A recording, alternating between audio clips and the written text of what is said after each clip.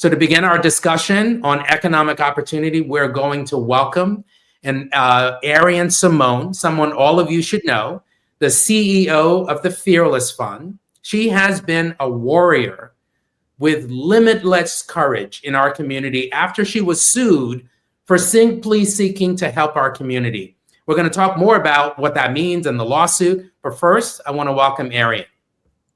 Well, thank you, Attorney David. Thank you all for having me. I'm honored to be here. I thought I was going to be tuning in today. And then when you asked me to speak, I said, well, hey, I am here. So thank you very much. You're welcome. How are you doing? I'm doing excellent. I mean, the world is going crazy, but I am, as a person, I'm doing excellent. How are you? Same. So let's talk a little bit about the Fearless Fund. There was a lot of press about the Fearless Fund. You went on the Breakfast Club, you went on The View, you talked about this case, and maybe some people may have missed it. So let's talk about what the Fearless Fund is and why you created it, and then we'll talk about the lawsuit. Yes, the Fearless Fund is the first venture capital fund that is built by women of color for women of color. It was created due to the racial disparities that exist in venture capital. Women of color receive only 0.39% of venture capital funds while making up over 20% of the US population. That's why we're— Stop there, because I people need to understand that number. Can you say it again? Women of color receive only 0.39% of venture capital funds while making up over 20% of the US population. 0.39%, and we make up more than 20% of the population. Let's talk about how much money is in venture capital.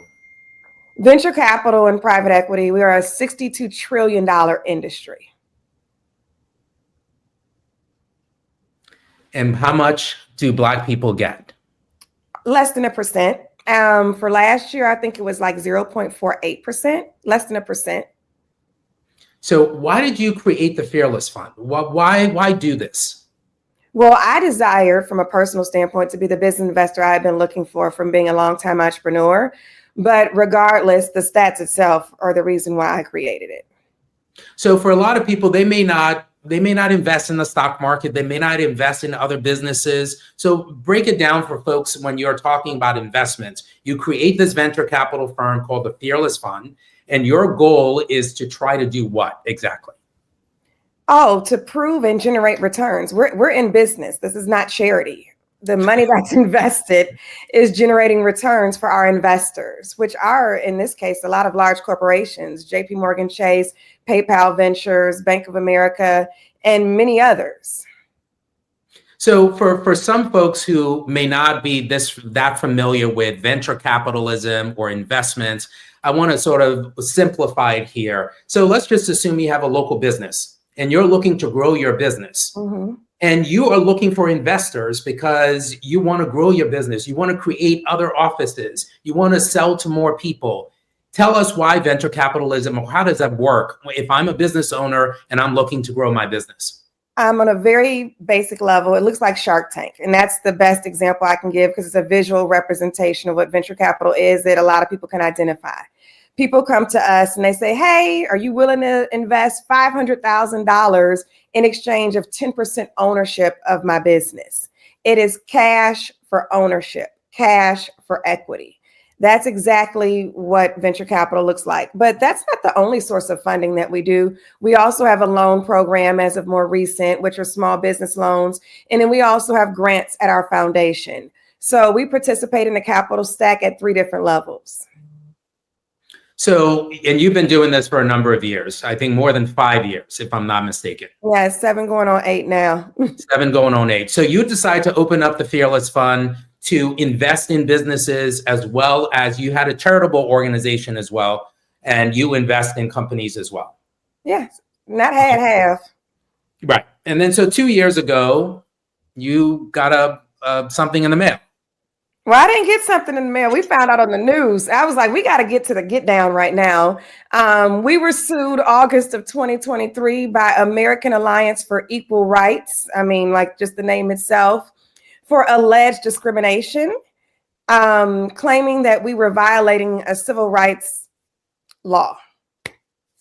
Yeah. And I had the privilege of representing Arian and the Fearless Fund, along with Gibson Dunn, along with Ben Crump and others. And we represented them in federal court. And just so for folks to understand, why is this case important to you? Why are we talking about the Fearless Fund? Well, this case is not important to me. This case is important to people as a whole, and in particular, Black people. They filed 3 motions against us: a TRO, a preliminary injunction against the grant program that was benefiting Black women, and the case itself of discrimination. And the reason why it is important, because we were inaugural defendants of one of the most defining lawsuits of our time. We were the first lawsuit in this anti-DEI war to take place. So post the SCOTUS ruling of June 2023 that was ending affirmative action for higher education, we were these people's next target. And pretty much they were trying to use us to set a precedent case to say, hey, funding in Black people should be illegal. That was their attempt. That was their goal. They were unsuccessful, as this case was permanently dismissed. And that's why this is important to everybody. It was an attempt to put constitutional law flipped on its head to try to continue to oppress Black people. And as you mentioned, they lost, even though they tried to shut down the Fearless Fund. The Fearless Fund continues to do the work of investing in under-resourced entrepreneurs.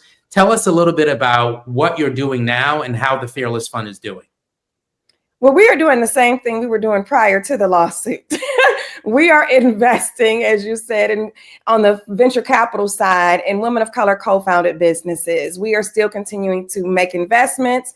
We're still deploying capital. It's just what we do. On the foundation side, we have gotten into more work, I will say, on the foundation side, but it has nothing to do with the lawsuit. We were getting to this area either way, which is on the subject of global economic inclusion. We are becoming more advocates in the space of different policy work that needs to take place. And my staff even has me on video January of 23, way before lawsuit, about, hey, you guys, we got to get into advocacy, because it's nice to have a fearless fund, but we need to have fearless funds. We need more people to be able to be check cutters and allocators in this space, because if we can diversify the investors, we can diversify the investments. Arian, what do you want people to take away from your experience in this lawsuit, where, a few months into the new administration, you went through a full year of litigation where they tried to shut down your business and they were unsuccessful. You continued to do what you do. What is the message to the folks out there? What do you want them to take away from the Fearless Fund, from your experience, and what we are going through in this very moment? Yes. Well, one, we did try to warn everybody, Attorney David. We did. We said this was coming, and now we are here. From a state of resolve, that's just the spirit that I'm in right now. I think we need to identify and quit just talking around the elephant in the room. The reason why these things are happening, because white people who believe in supremacy are scared of the minority becoming the majority. And I think we really need to have some real discussions about what is actually taking place. It's no different than our current election results. It said that 7% of people voted for the current president because they believed he had good judgment.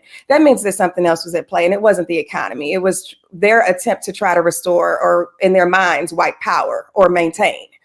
And I think we need to have real discussions about what is really going on, and sitting around the table with people of all different political backgrounds, ideologies, and thoughts, and just call a spade and just say, hey, how can we address these issues and really come to a place of resolve where everybody sitting at the table can be happy? But we need to really address the root of what's going on. This attack on the Fearless Fund was just clearly out of the spirit of fear. We're dealing with $1 trillion issue. And you upset over what, a couple $100 million? It's $1 trillion issue, these disparities. Also, I think we need to operate from a place of victor. I want people to know that you are a victor in this and not a victim. We've seen what happened recently with Target. And I was telling all the Black brands, you can walk off the shelf. The same way they can cancel you, you can cancel them.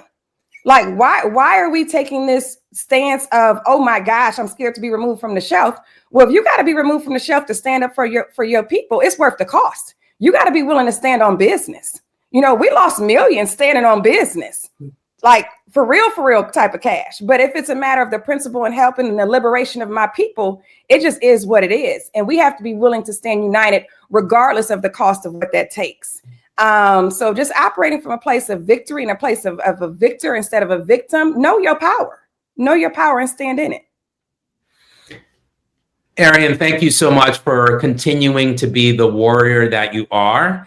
If folks are looking to support what you're doing, where do they find you? How do they get to you? How do they reach you? Oh gosh, so many places on social media. I'm at Arian Simone, at fearless.fun, at the fearless.foundation. Our 3 handles, our 3 websites. You can find us there. And thank you for having me. Thank you. Thank you for all of the work that you do, Arian Simone.